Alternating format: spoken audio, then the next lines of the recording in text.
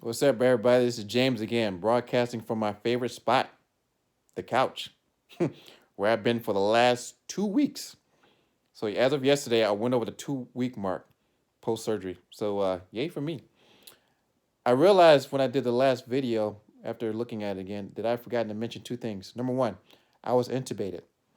So, they shoved a freaking tube down my throat, and I woke up. My throat was pretty sore and raw, and it lasted for a couple days. So, I believe if you talk to your anesthesiologist and ask them if there's another method besides intubation, you may be able to get away with not being intubated. So I would definitely recommend doing that. But for me, I got intubated because I forgot to ask him about that. And my throat was pretty raw for a few days afterwards. So yeah, so ask about some type of alternative to intubation. And number two, I forgot to tell the story about me having surgery 25 years ago. I got surgery on my knee. I had ACL reconstructive surgery from football. They cut into my knee, but before they did that, they asked me if I wanted to either watch the surgery or be knocked out. Now, in the last video, I mentioned not liking being knocked out. So, what do you think I did? Yes, I actually watched them cut into my knee because I chose to do that. I know it's crazy, and it was pretty interesting. It was they numbed my legs, and I was on the table. I was like, wow, they're shoving a freaking camera down my knee, and oh wow, they're cutting into my knee. Wow. Me and the doctor having conversations and stuff. Oh, this is where your patella is, and this is where the ACL used to be. And I'm like, wow. It's almost like I was watching a PBS special or something. But it was interesting. And I wound up falling asleep anyway, which is ironic when you think about it. But yeah, I wanted to tell that story.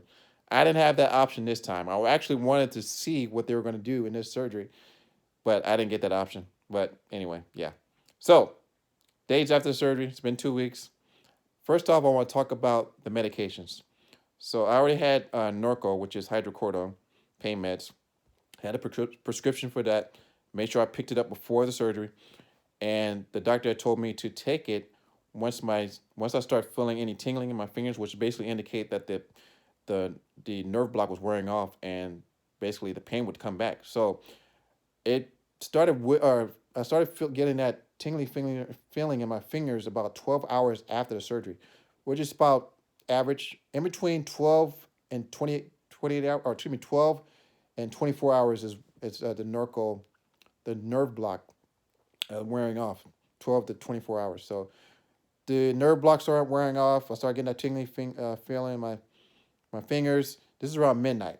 So I took my Norco just before I went to bed because they say to get ahead of the pain. So I got ahead of the pain, took my Norco.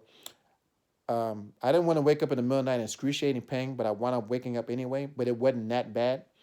I would say out of a score of a 10, it's about a 5.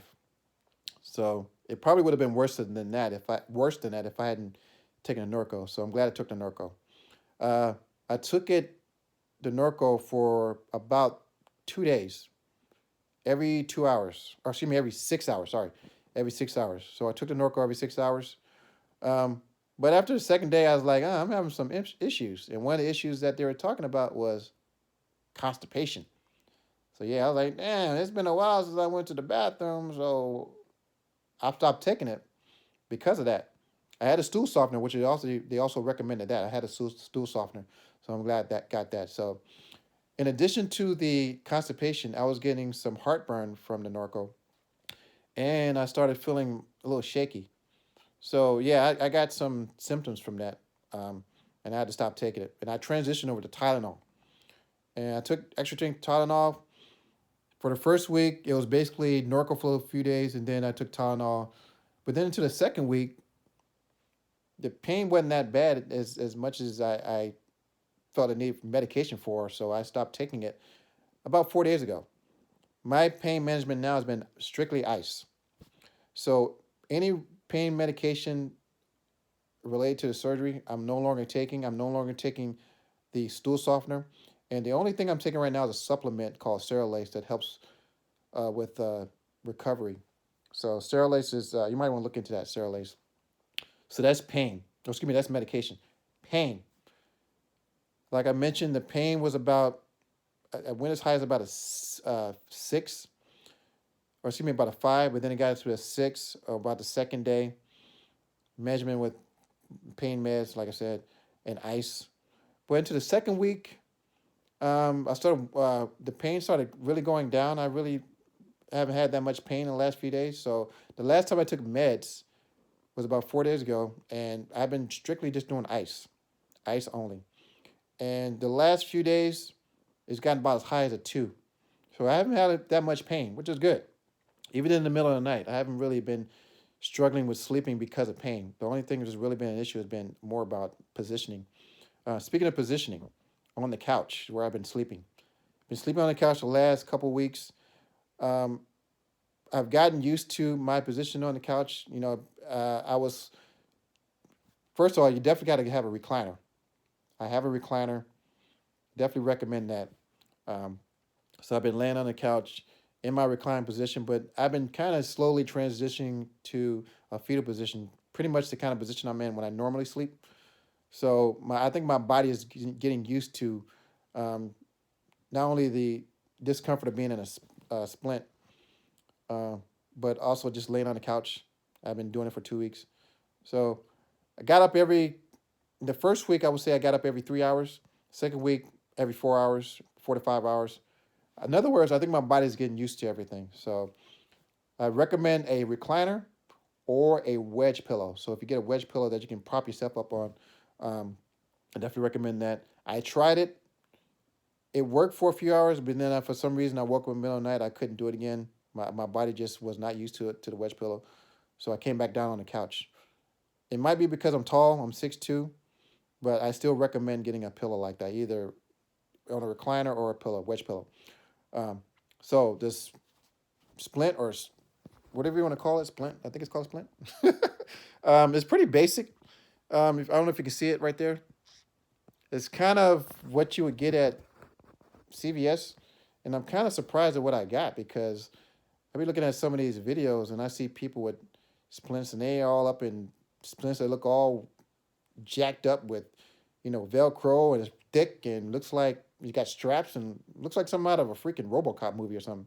But mine is pretty basic, easy to get out, in and out of. I wore it for about 3 days before I was able to take a shower. So that's another thing you got to worry about, not being able to take a shower. Um, but now that I take it off only to let my arm hang for a little bit, and that's pretty much all I can do is just let it hang. But as far as the splint goes, it's pretty easy. I get in and out of it, no problem. I only take it off to let my arm breathe a little bit and to shower. So that's been pretty cool. Um, what else? I also have been going crazy a little bit. So a little bit of I'll talk a little bit about my mental state. Stir crazy, I would say. You've been cooped up in the house, and you're like, man, what? So it's been 2 weeks. And like, oh man, what the hell am I gonna do? Just bounce. I'm bouncing off the walls. So I remember I was sitting on the couch, TV off. TV was off, and I was just staring at my bare chest one day. And I was like, well, damn, I got one chest hair there and a chest hair there, and have another chest hair there. And I was freaking counting my chest hairs. Didn't even realize it. That's how bored I got. So um, go a little stir crazy, but after a couple days, I went for a walk, and that's been my routine every day. Just at least go for a walk for about an hour. I'm glad I've been doing that. That really helps to have exercise. So, in addition to my other, uh, as far as mental state goes, I would say I felt a little bit of depression, a little bit of the blues. Laid up on the couch. Your arms are all jacked up. You're like, man, especially for somebody who's very active. You feel a little bit of you feel the blues because you're not doing the things that you love to do. I can't go out there and do my pull-ups. I can't go out there and play basketball. I can't do my classes. So feel a little bit of blues. I felt a little bit of guilt, not a whole lot, of not being at work because my coworkers have to pick up the slack for me. But that's how we roll. We're really good at picking up the slack for the other person if somebody's sick or if they're on vacation. A little bit of anxiety because I don't know if my surgery is going to take after it heals completely. I hope it does. I think it is, and I think I'm on the right track, but I just don't know. But getting up and exercising and moving around is very helpful. And like I said, I've been doing that a lot. Just getting out of the house and just trying to break up the routine. And also just doing things that you may not have the time to do, like reading books. I've been reading a little bit more. I've been Doing a lot of continuing education for my job. Uh, Estoy estudiando español, getting in my Rosetta Stone more, trying to get my Spanish up. Um, and just trying to, catch up on Netflix. Obviously, been doing a lot of Netflix. So, yeah. What else? Some tips. Number one, I would say definitely eat a lot of fiber. I was eating a lot of fiber to help myself go, because that's, if you're doing a lot of Norco, you gotta eat a lot of fiber. Document the medications that you're taking. So I documented every medication I was taking and the time I did it. Um, I joined a few support groups, people going through the same thing I'm going through. This is kind of cool to see how people are dealing with it, what they're doing to get over some of the things that they've been having to deal with, like doing things with one arm. Obviously, I'm dealing with one arm. You don't realize how much you need your other arm.